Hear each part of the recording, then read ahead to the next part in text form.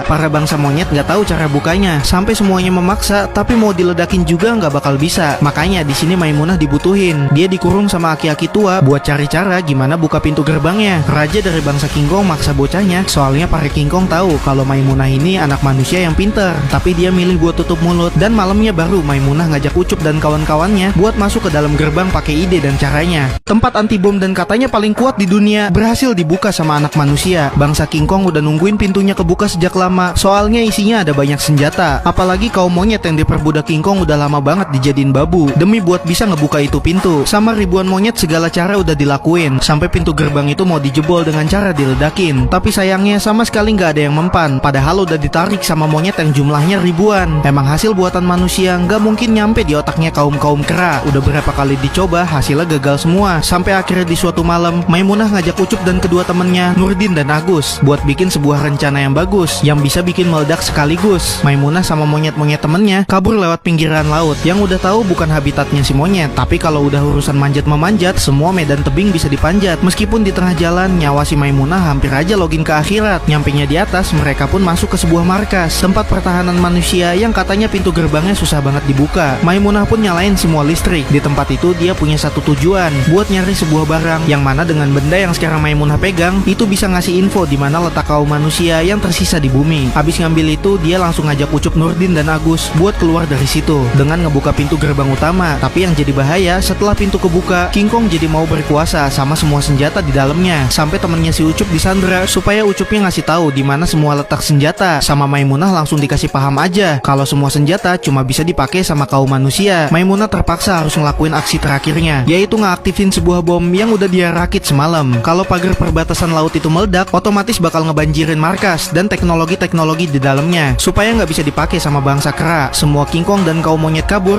demi nggak kena kebanjiran. Karena Ucup yang jadi pemimpin bangsa monyet, dia nyuruh semua kaumnya buat manjat, cari tempat yang paling tinggi. Karena salah satu King Kong ngerasa kaum monyet pada songong, dia ngincer si Ucup, sampai keduanya main gocek-gocekan dalam skill gelantungan. Ucup lebih unggul, soalnya badannya nggak kegedean. King Kongnya dijebak supaya nggak bisa keluar, habis itu dibiarin supaya tenggelam biar kembung minum air laut. Sesampainya Ucup di atas, udah ada Raja King Kong yang tiba-tiba ngegas, dan suku monyet-monyet temennya Ucup nggak ada yang berani menindas. Padahal satu versus everybody, tapi sama sekali nggak ada yang berani. Akhirnya Ucup ngegunain skill ulti, yang mana dengan pakai sebuah nyanyian bakal naikin semangat kaum-kaumnya. Bahkan burung elang juga datang buat kolaborasi dengan kaum-kaum monyetnya.